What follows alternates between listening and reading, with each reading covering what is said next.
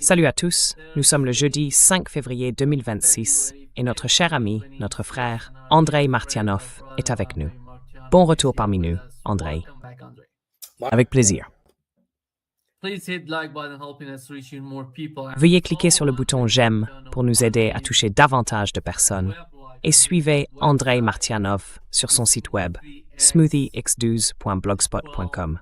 Vous pouvez également le suivre sur sa chaîne YouTube du même nom. Rendez-vous sur sa chaîne, vous y trouverez beaucoup de contenu. Je sais, Andrei, chaque fois que tu prépares une vidéo, tu décris chaque détail du conflit en Ukraine et de l'escalade de la guerre contre la Russie. Andrei, laisse-moi commencer par ceci. Comme tu le sais, je suis en Iran, et en ce moment, nous assistons à une énorme escalade en termes de renforcement militaire. Le matériel que les États-Unis ont amené dans la région pour faire pression sur l'Iran. Peut-être que, personne ne sait vraiment ce qui se passe dans la tête de Trump et de son administration. Ils pourraient attaquer, tu sais, dans l'heure qui vient. Oui.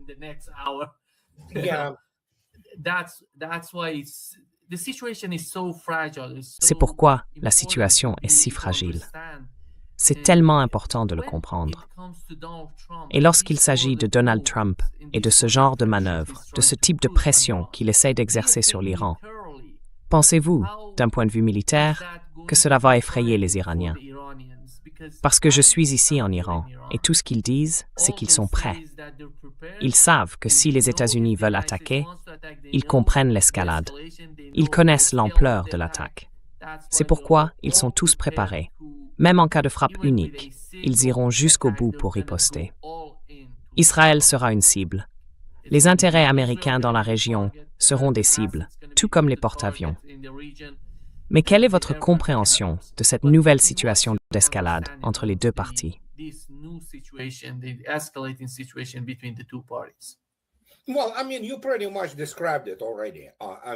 Eh bien, je veux dire, tu l'as déjà à peu près décrit.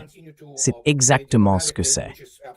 Et pendant qu'il continuera à jouer la carte diplomatique, ce qui est absolument, comme l'a dit Frank Herbert, les formes doivent être respectées, l'Iran continuera à le faire.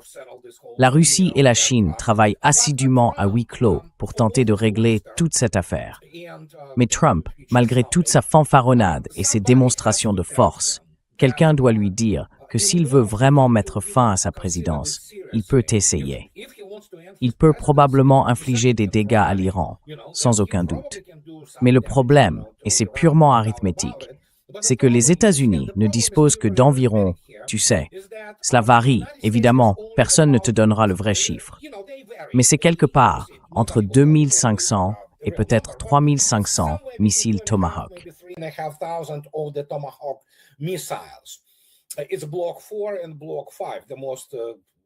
Ce sont les blocs 4 et 5. Ils sont toujours obsolètes, je veux dire. Mais ce ne sont que des missiles Tomahawk. C'est le seul atout, l'arme à distance, que les États-Unis peuvent utiliser sans être immédiatement affectés. Par exemple, dans le domaine naval, pour ainsi dire. Parce que oui, on peut faire voler quelques avions, mais ce sont surtout les destroyers de la classe Arleigh Burke et évidemment les sous-marins de la classe Virginia. Et on peut déployer un des sous-marins de la classe Ohio, qui sort encore en mer, le SSGN, et qui a été converti pour transporter, je crois, 152 Tomahawk. Oui, une fois que tu lances ça, tu peux toucher quelques cibles, d'accord? Mais d'abord, l'Iran dispose d'une défense aérienne. Et ensuite, que vas-tu faire des bases américaines dans la région?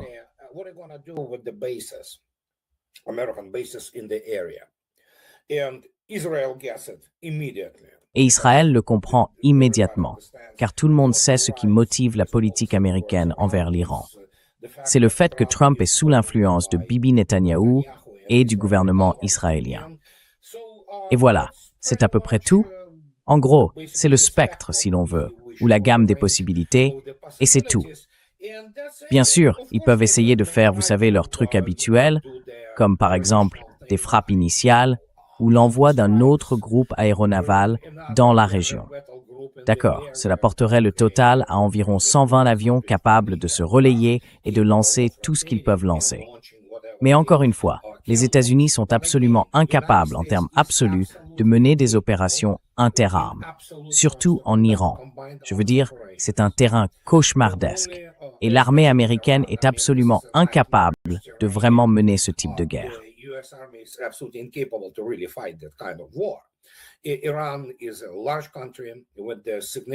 L'Iran est un grand pays doté d'une importante capacité industrielle et de forces armées considérables.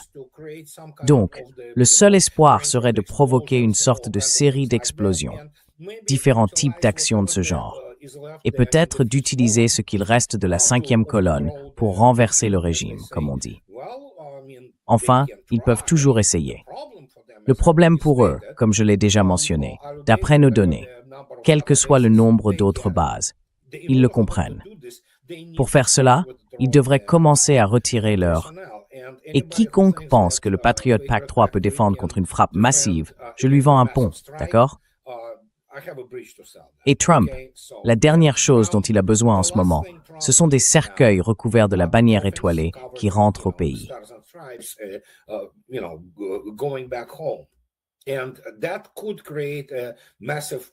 Et cela pourrait entraîner d'énormes pertes, des victimes du côté américain. Donc vous savez, qui peut le dire? Mais comme vous l'avez déjà mentionné, tant que les Iraniens sont prêts, tout cela pourrait finalement ne rien donner. Peut-être que les actions de Raytheon grimperont après ça, parce qu'ils devront reconstituer ce qu'ils auront dépensé. Mais à part ça, je ne vois pas grand-chose dans cette direction. À moins, bien sûr, qu'on parle de choses que nous ignorons, une sorte de cellule libérale pro-occidentale, prête à prendre les armes et à renverser le... Enfin, peut-être, je ne sais pas. Mais vous savez, qui sait? On ne peut jamais écarter aucune possibilité. Mais...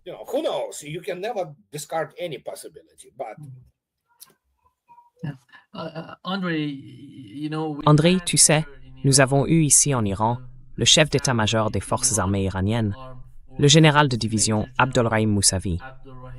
Il a déclaré qu'après la guerre de 12 jours, la doctrine militaire de l'Iran était passée d'une posture défensive à une posture offensive, en mettant l'accent sur la guerre asymétrique.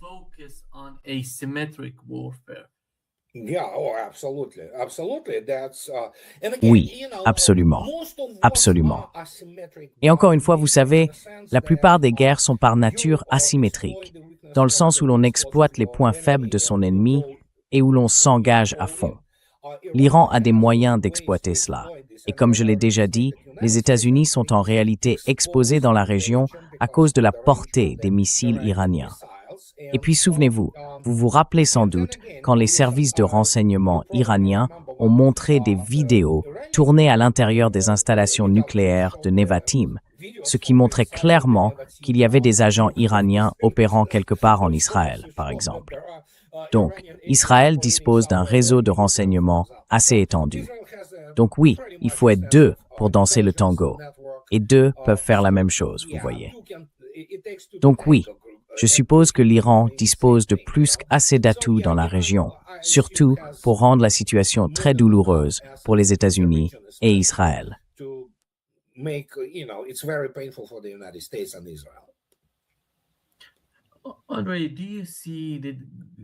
André, vois-tu les gouvernements ou les États de la région, principalement les États arabes, agir ensemble avec la Turquie? Parce qu'il est essentiel de comprendre le comportement de la Turquie. La Turquie est incontestablement un acteur. Je dirais que je vois la même chose du côté turc. Lorsqu'il s'agit de l'Ukraine, lorsqu'il s'agit de l'Iran, on voit la Turquie essayer, d'un côté, de faire quelque chose, et de l'autre, de se rapprocher des États-Unis. Comment perçois-tu le rôle de la Turquie par rapport à ce qui se passe dans l'esprit des États arabes de la région? Parce que nous savons que si quelque chose se produit, les États arabes seront, je dirais, dévastés par la guerre.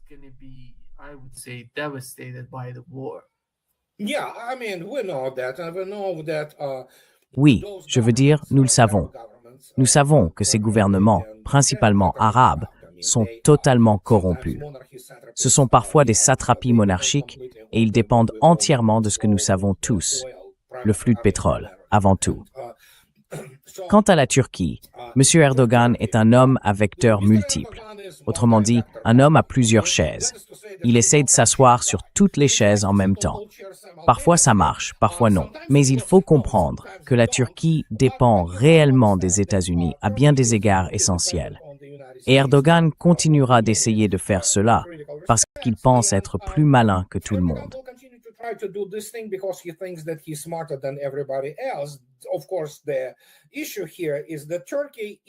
Bien sûr, le problème ici, c'est que la Turquie est poussée dans ses retranchements.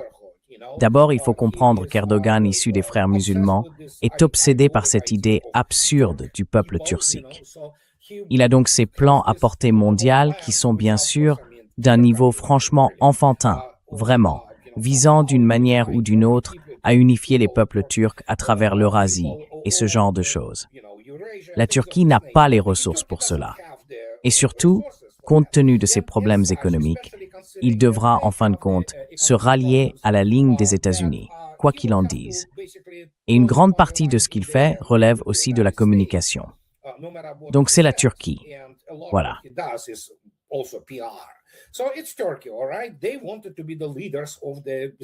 Ils voulaient être les dirigeants du monde islamique. Vous savez, ils veulent retrouver la gloire des jours de l'Empire ottoman et des choses de ce genre.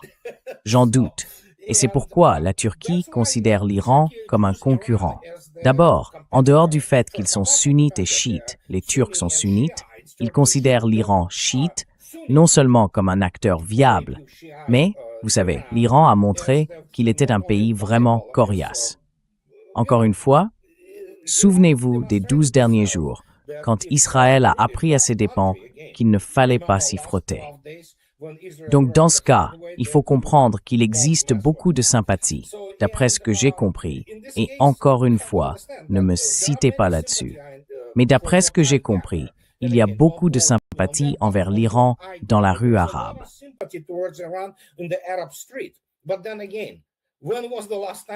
Mais encore une fois, quand la rue arabe a-t-elle compté pour la dernière fois? Les Arabes se sont complètement discrédités, surtout avec la question de Gaza et ce qu'Israël y a perpétré, et ils se sont contentés de rester à l'écart. Le seul pays qui a réellement fait quelque chose à ce sujet a été, bien sûr, l'Iran. Il y a donc beaucoup à dire, pour ainsi dire, des points critiques où leurs intérêts entrent en collision entre l'Iran et, disons, les satrapies et gouvernements arabes. Dans ce cas, peu importe ce que pense la rue arabe. Je ne sais pas, je veux dire, ce sont principalement des monarchies, ou enfin pas totalitaires, mais des dictatures, à bien des égards.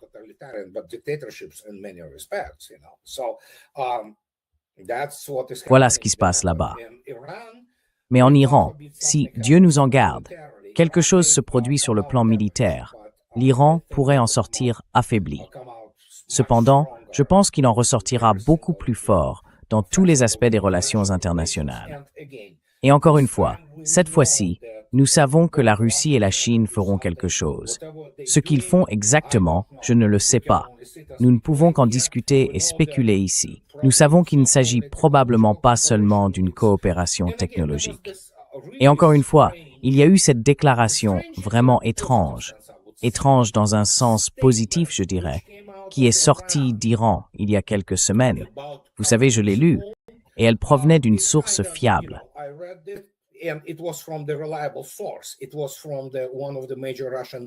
Cela provenait de l'une des principales chaînes d'information officielles russes. L'Iran a en fait demandé, et c'est compréhensible, je ne leur en fais pas reproche, que la Russie, avec ses capacités ISR, de renseignement, de surveillance et de reconnaissance, fournisse à Téhéran une analyse de la situation stratégique autour de l'Iran. Cette demande aurait-elle pu être formulée, voire exigée? J'en suis convaincu. Et je suis également certain que les Russes y ont réagi très favorablement. Ils ont dit « oui, nous allons vous fournir tout ce dont vous avez besoin ». Et quelque chose me dit que l'Iran n'est pas seul.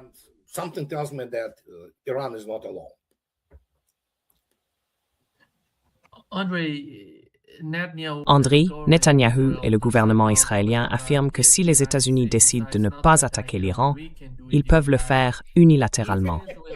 Israël, disons-le ainsi, est-il capable d'attaquer l'Iran sans l'aide des États-Unis?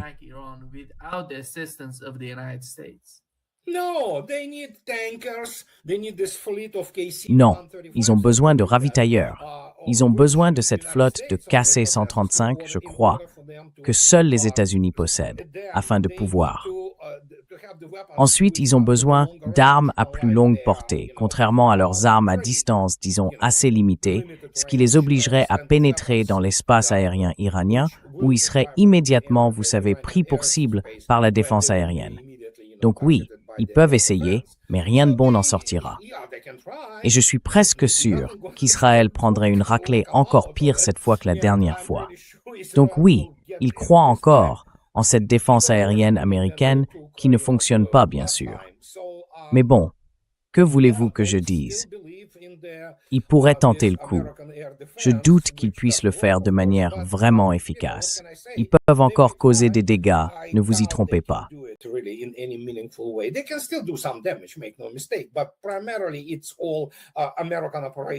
Mais c'est avant tout une opération américaine, et il se peut qu'il y ait quelques avions israéliens qui y participent.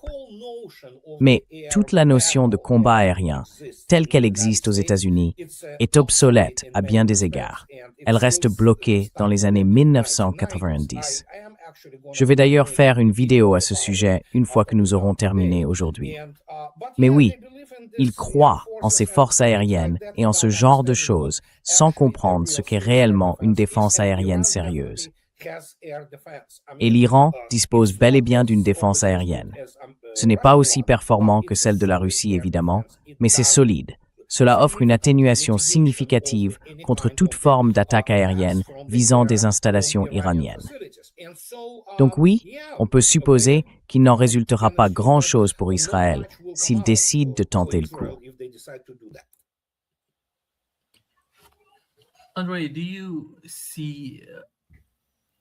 André, vois-tu, d'après ce que je comprends de la situation actuelle en Iran, l'armée et les services de renseignement parlent des manipulations qu'ils ont tenté de mener ici, en Iran.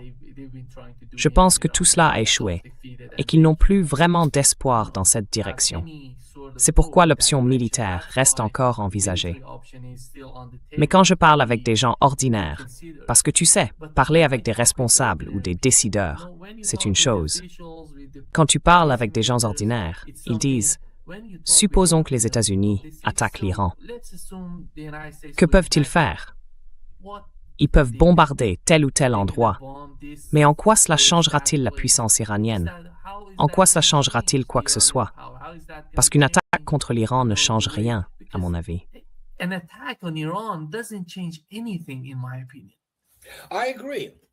Je suis d'accord. Je suis d'accord. Tant que la nation iranienne reste ferme, et nous parlons d'un très grand pays, 90 millions d'habitants, ce n'est pas l'Irak, c'est complètement différent. Est-ce que tu m'entends? Oui, je t'entends. Tu m'entends? Hein? Oui, tu es de retour, André. Oh, d'accord.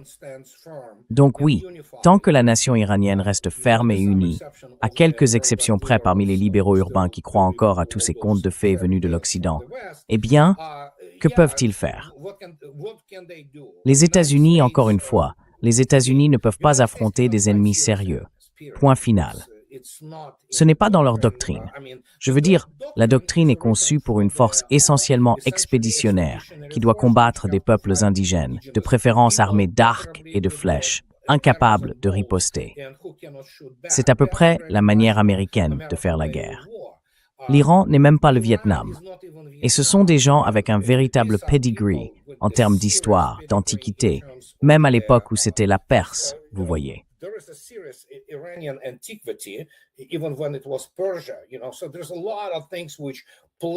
Il y a donc beaucoup de choses qui façonnent le portrait psychologique des Iraniens.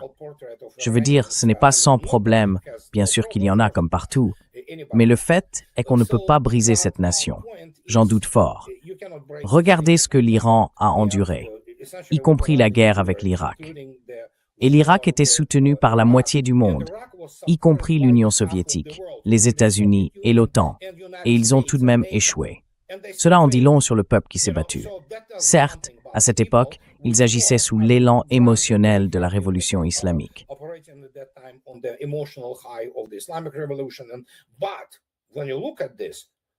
Mais quand on regarde cela, ce ne sont pas des gens avec qui on veut s'en prendre, tu vois. Alors, que puis-je dire? Ils peuvent bombarder tout ce qu'ils veulent, mais c'est la seule chose qu'ils savent faire. Ils ne peuvent pas poser leurs bottes sur le terrain et affronter un véritable ennemi. Et l'Iran est un véritable ennemi. Quand on observe le terrain, c'est cauchemardesque s'ils pensent pouvoir avancer avec une force blindée et manœuvrer. Non, on ne peut pas manœuvrer en Iran. On serait entraîné dans ce terrain catastrophique, dans ces passages étroits, et on se ferait tuer. C'est aussi simple que ça.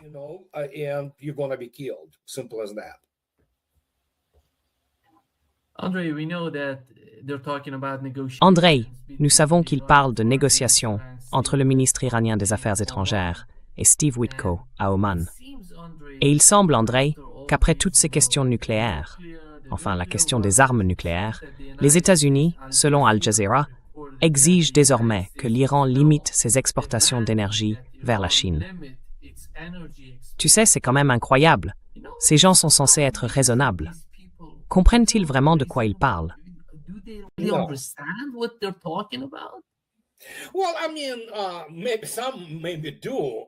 Eh bien, je veux dire, peut-être que certains le font.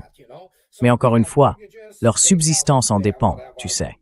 Ils ont des prêts immobiliers, ils ont des familles, certains peut-être même plusieurs familles, tu vois. Donc ils doivent d'une manière ou d'une autre subvenir à leurs besoins. Ils suivront n'importe quelle idiotie que Trump inventera. Son idée, c'est qu'il veut vraiment couper la Chine de l'énergie. Et bien sûr, la Chine reçoit jusqu'à 1/3 de son énergie par les voies maritimes qui passent par le détroit d'Ormuz et évidemment l'océan Indien. Mais encore une fois, Trump arrive trop tard.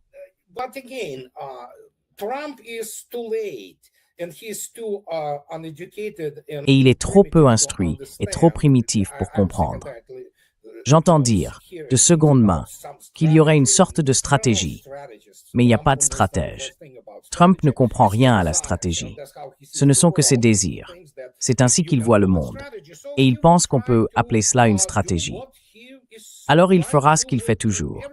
Intimider les gens, faire du bruit, agiter les poings en l'air. Mais le problème, c'est qu'il est un tigre de papier. La seule chose qu'il puisse vraiment faire, c'est menacer de toutes sortes de sanctions.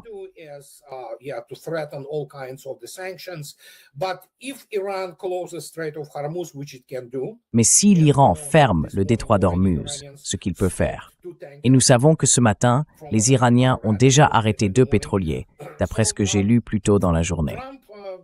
Donc Trump, c'est un beau parleur. On l'appelle comme ça pour une raison. Trump, tu vois, il s'est encore dégonflé. Et il comprend probablement qu'il n'a pas grand-chose derrière lui, tu vois. Alors oui, faisons le blocus, un blocus naval de l'Iran, par exemple. D'accord. Et l'Iran est une puissance continentale.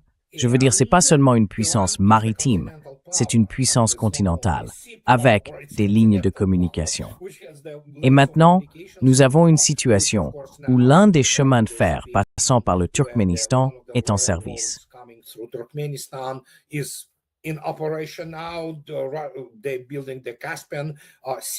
Ils construisent, pour ainsi dire, le pont de la mer Caspienne. Et, eh bien, je ne suis pas sûr pour l'Azerbaïdjan, mais il est évident que ce pays veut toujours avoir ce corridor nord-sud, tu vois. Mais oui, ce monsieur Aliyev est un peu dépassé s'il pense pouvoir jouer à des jeux sérieux là-bas. Je veux dire, l'Iran a de toute façon son pont terrestre, surtout vers la Russie. Et ils veulent nuire à la Chine, évidemment. Trump est obsédé par la Chine. Et peut-être qu'à un moment donné, il pourra les surpasser. Parce que les Chinois évitent encore une véritable confrontation directe sur le plan militaire, contrairement à la Russie. La Russie peut parler aux États-Unis et leur dire « allez vous faire voir ». Et la Chine ne peut pas faire ça. Ils peuvent jouer à ce jeu économique, à ce jeu diplomatique. Mais s'ils veulent faire quelque chose, je ne sais pas. Trump le sent probablement, ce qui est compréhensible. La Chine ne veut pas de guerre. Les Russes sont prêts à toute évolution. La Chine ne l'est pas. Mais l'Iran, lui, l'est. Et c'est un autre aspect. Donc très bien, suivez votre stratégie. Allez mettre en place ce blocus naval. Laissez la Chine essayer de le contourner. Vous voyez.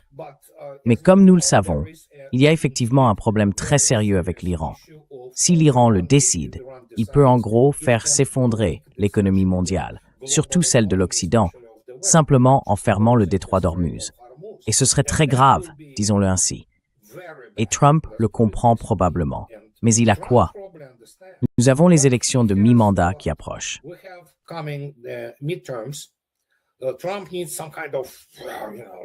Trump a besoin d'une sorte de... Enfin, tu vois, eh bien, ils ont enlevé Maduro, mais c'est évidemment pas suffisant. C'est surtout, tu sais, l'âne chargé de sacs d'or, pas la prouesse militaire. Et donc, je ne sais pas. C'est difficile à dire. C'est une situation tellement complexe pour Trump parce que, comme je l'ai déjà dit, les États-Unis ont été exposés militairement comme un tigre de papier. Leur technologie ne fonctionne pas, leur planification opérationnelle est celle d'amateurs, en gros. Et on voit aujourd'hui ce qui se passe avec l'Ukraine. Je veux dire, que veux-tu faire?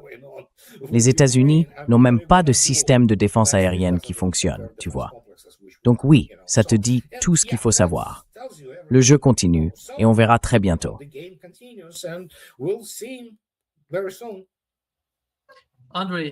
André, comment as-tu trouvé la réunion trilatérale entre les États-Unis, la Russie et l'Ukraine?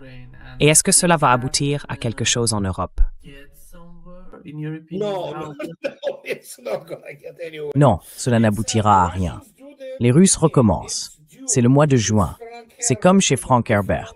Tu sais, les formes doivent être respectées. Très bien, jouons à ce soi-disant jeu de la diplomatie. Qu'est-ce que la diplomatie?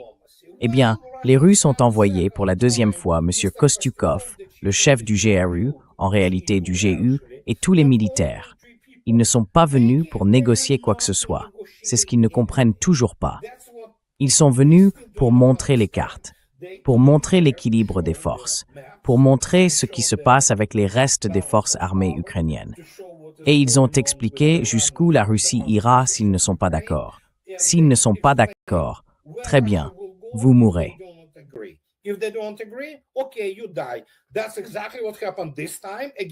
C'est exactement ce qui s'est passé cette fois-ci. Encore une fois, ils se sont séparés et dans quelques semaines, ils vont se revoir. Alors, réfléchissez-y, quelques semaines plus tard. D'accord, bien sûr, cela vous dit tout ce que vous devez savoir.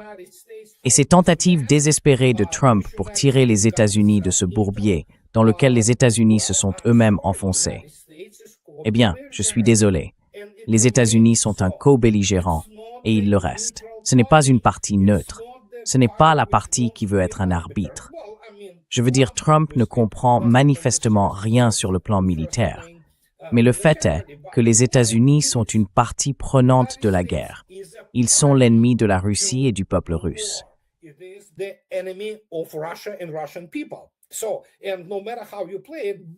Donc, peu importe comment on présente les choses, et je le répète jusqu'à la nausée, puisque les États-Unis restent une superpuissance nucléaire, les Russes leur parleront. Mais les exigences sont connues. Les objectifs politiques russes dans cette guerre sont connus. Ils n'ont pas changé. Et si Washington pense pouvoir y changer quelque chose, j'ai un pont à leur vendre. Ce sont des tentatives désespérées pour détacher les États-Unis de ce qui est, en substance, un crime de guerre commis en Europe. Et ils continuent d'entretenir cette illusion. Oui, les Russes disent « Bien sûr, nous allons négocier », vous voyez.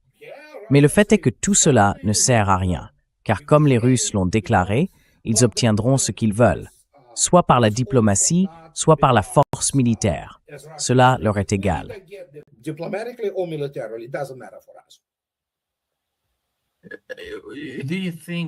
Tu penses ça, André? Donald Trump. On sait que Lindsey Graham joue le même rôle. Chaque fois qu'il parle de missiles Tomahawk, mettons-les. Non, il n'est pas encore nécessaire. Je veux dire, oui, il est incompétent sur le plan technologique. Mais dans l'ensemble, lorsque vous regardez le Parti républicain, pensez-vous que le résultat, la somme des vecteurs au sein du Parti républicain, penche vers la fin du conflit en Ukraine? Ou bien sont-ils encore plutôt bellicistes à propos de la guerre?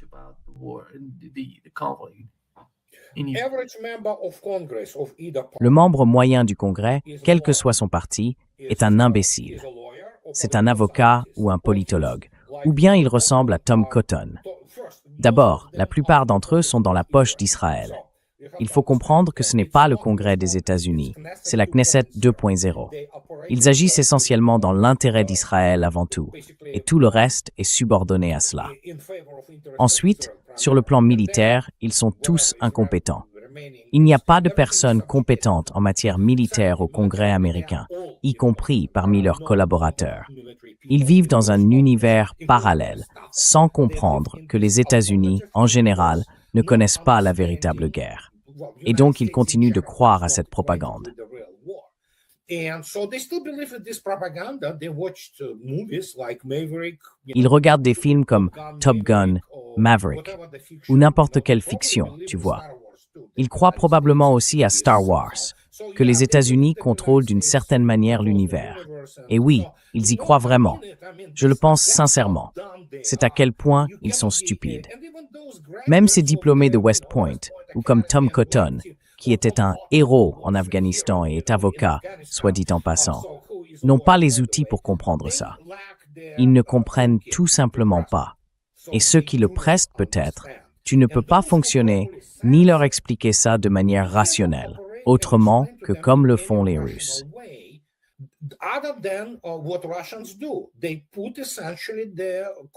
Ils ont en gros braqué leur canon froid sur la tempe des États-Unis, surtout maintenant, avec l'expiration du traité START et tout le reste.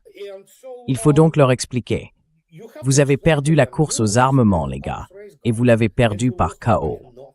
Vous êtes loin d'être aussi puissant militairement que vous le pensez. Même en ce qui concerne les armes nucléaires, c'est encore une autre histoire.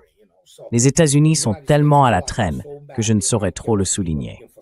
Alors, en conséquence, que voulez-vous faire? Que veulent-ils? Ils peuvent vouloir ce qu'ils veulent. Mais le problème, comme je l'ai dit il y a quelques minutes, c'est que les Russes l'ont clairement affirmé. Ils atteindront les objectifs de l'opération militaire spéciale, soit par des moyens pacifiques, soit par la voie militaire.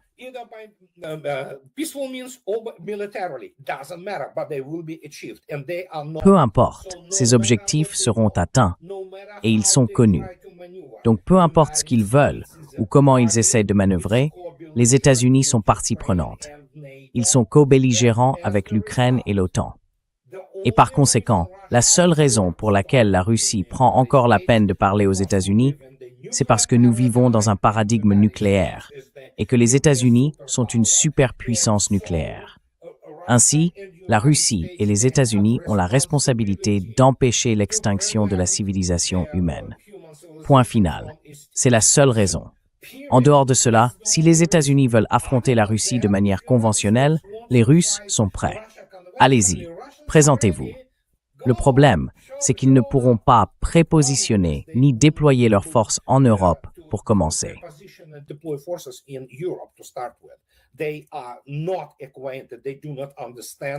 Ils ne se connaissent pas. Ils ne comprennent pas le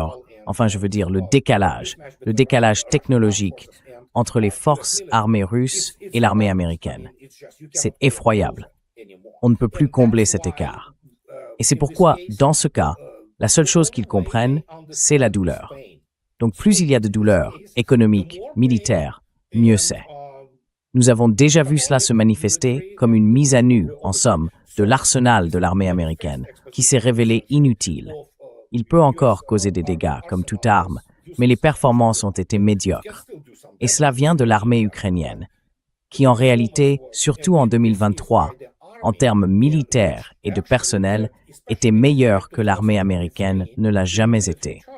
Et c'est d'eux que je parle, les Ukrainiens.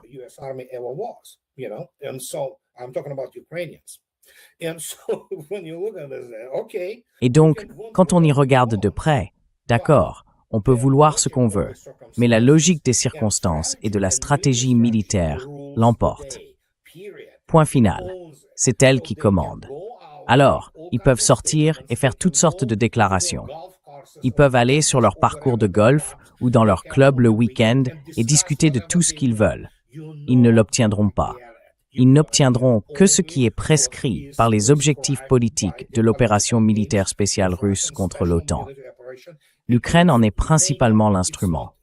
Alors, qu'ils veuillent ce qu'ils veulent, ils peuvent sortir et, vous savez, évacuer leur trop-plein d'air chaud, lever le poing en l'air, la géopolitique ou ce qu'ils en considèrent comme tel. Et tout cela repose sur l'équilibre des puissances. Et l'équilibre des puissances n'est pas du tout en faveur des États-Unis.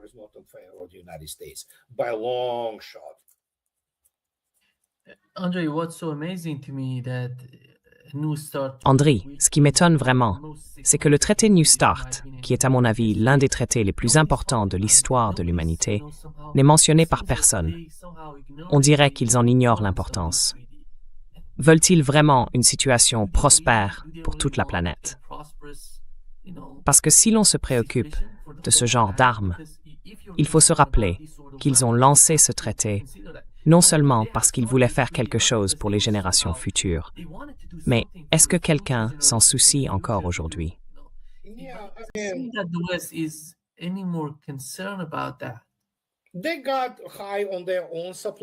Ils se sont enivrés de leur propre propagande, surtout dans les années 1990, lorsque l'Union soviétique s'est effondrée. Comme d'habitude, ils ont tiré toutes les mauvaises leçons. De toute évidence, on peut désormais l'affirmer avec conviction. C'est empiriquement prouvé. L'armée américaine ne tire absolument aucune leçon d'aucune guerre, et elle en est incapable. Il en va de même pour les décideurs politiques. Car ils sont, oui, et je veux à nouveau souligner le point soulevé par le major général Lateef, qui a servi 20 ans à la DARPA et possède un doctorat en physique, en plus d'être un militaire. Dans son livre de 2016, Future Wars, il écrivait que tout ce que le public américain et ses responsables politiques savent de la guerre, ils le tiennent de l'industrie du divertissement.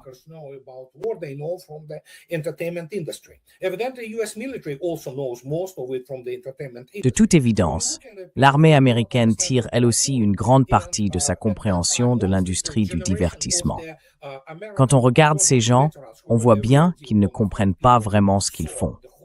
À l'époque, quand la génération des vétérans américains de la Seconde Guerre mondiale, les vrais, ceux qui avaient vu l'horreur de la guerre, étaient encore là, comme George H.W. Bush Sr. C'était un véritable vétéran qui avait traversé l'enfer pendant le conflit. Eux savaient ce qu'ils faisaient. Mais ceux-ci, non. Ce sont une bande de pseudo-intellectuels issus d'universités prestigieuses qui ne sont en réalité que des usines à diplômes. Ils ne saisissent pas ce que cela signifie. D'abord parce que leur peur des armes nucléaires s'est émoussée.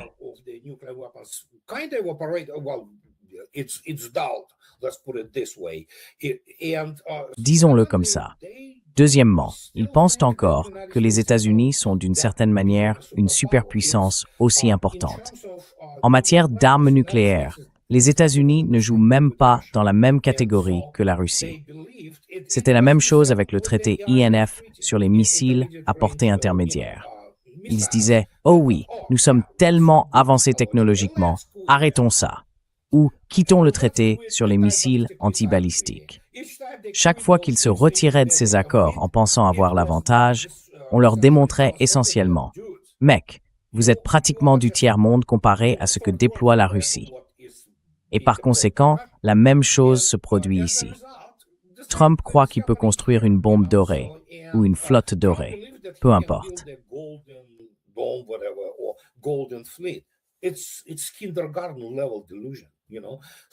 C'est une illusion digne de la maternelle, tu sais. Donc oui, c'est difficile d'expliquer à ces gens que, eh bien, ils sont pas aussi bons qu'ils le pensent. En fait, ils ne sont pas bons du tout. Et pour eux, leur monde s'effondre. C'est ce qui se passe. Beaucoup d'entre eux, oui, traversent toutes sortes de crises majeures. Ce que nous observons n'est pas seulement une grande crise. Nous assistons à un événement d'ampleur historique, celui de l'Occident combiné qui se décompose et perd tout. Regardez l'Europe, par exemple. Et les États-Unis ne sont pas loin derrière, même s'ils conservent encore une position privilégiée pour l'instant.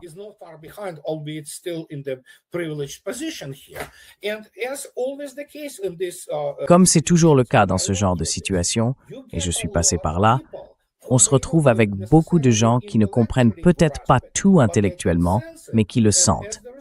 Et, en conséquence, on assiste à de nombreuses crises nerveuses. Les gens deviennent fous, ils perdent le contact avec la réalité à cause de certains stimuli externes très négatifs et d'émotions fortes. Nous y voilà. Vous avez ces gens? Oui, regardez le membre moyen du Congrès ou certains généraux américains. Seigneur, ce ne sont pas des personnes normales à bien des égards.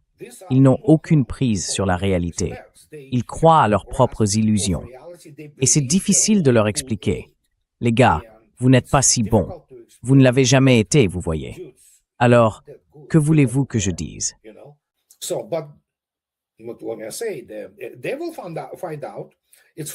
Ils vont le découvrir. C'est le fameux FAFO. Fais le malin, tu verras bien. Et ils l'ont fait. Voilà ce qui s'est passé. Les États-Unis, encore une fois, ne savent pas ce qu'est une vraie guerre, une guerre continentale. Ils en ont jamais connu. Et toutes ces histoires sur la guerre de sécession, oh s'il vous plaît. C'était terrible, bien sûr, mais c'était il y a quoi, 170 ou 180 ans. Alors s'il vous plaît, laissez tomber. Que puis-je dire? Nous devons faire face à cela. La seule façon, c'est d'éduquer les gens et d'essayer de leur ouvrir les yeux sur ce qui se passe.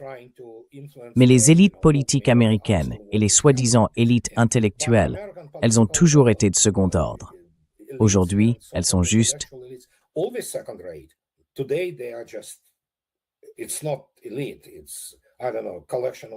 Ce n'est pas une élite. C'est, je ne sais pas, un ensemble d'entre eux, des cinglés en gros. André, penses-tu que l'avenir, avec tout ce qui s'est passé jusqu'à présent, dans tous ces conflits et tout ce chaos, sera plus sûr ou plus dangereux pour nos enfants, pour nos gamins? Comment vois-tu l'avenir? Parce que les États-Unis, tu sais, avec Donald Trump arrivant au pouvoir et parlant de faire entrer la Chine dans l'accord, et maintenant, les États-Unis qui se retirent de tout, qui se désengagent de tout, qui ne prolongent plus les traités. Et puis tu vois les BRICS. Et ce que font les BRICS, ce que fait l'OCS, vont-ils créer une forme de sécurité, une forme d'avenir, une forme d'espoir pour l'avenir?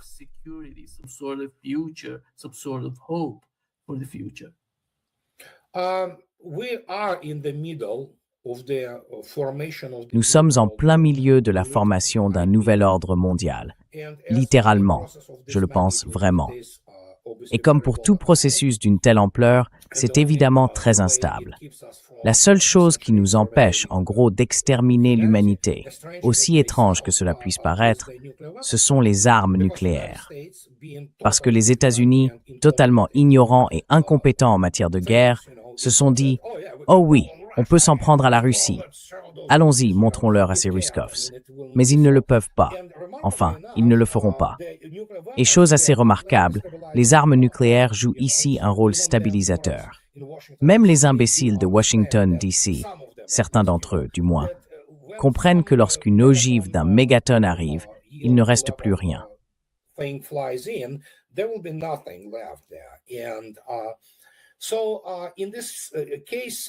Dans ce cas, espérons que, et Trump le comprend manifestement, mais en même temps, ils ne saisissent pas vraiment ce qu'est la véritable course aux armements, ni le paradigme technologique. En conséquence, nous allons rester dans cette situation volatile pendant un certain temps, mais avec un peu de chance, nous éviterons une confrontation nucléaire. Et si c'est le cas, alors oui, les BRICS et l'Organisation de coopération de Shanghai deviennent en quelque sorte le nouveau pivot autour duquel ce nouvel ordre mondial se forme. Cela dépend aussi de la manière dont la Russie et la Chine règlent leurs différends. C'est une évolution très positive. Les relations entre la Russie et la Chine sont vraiment bonnes.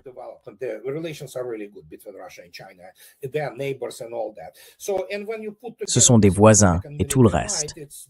Et quand on combine cette puissance économique et militaire, c'est essentiellement une hyperpuissance. Donc oui, c'est l'avenir. C'est vers cet avenir que nous nous dirigeons tous. Mais nous allons encore traverser une phase plus instable pendant un certain temps. Tu sais, c'est inévitable. Les États-Unis, cela ne se fera pas de manière radicale, mais les élites de Washington, D.C. doivent être complètement écartées du pouvoir jusqu'à ce que de nouvelles personnes arrivent, avec de nouvelles idées et des jeunes capables de comprendre au moins certaines choses, accèdent au pouvoir aux États-Unis et commencent à changer l'orientation générale du pays, ce qui est évidemment nécessaire.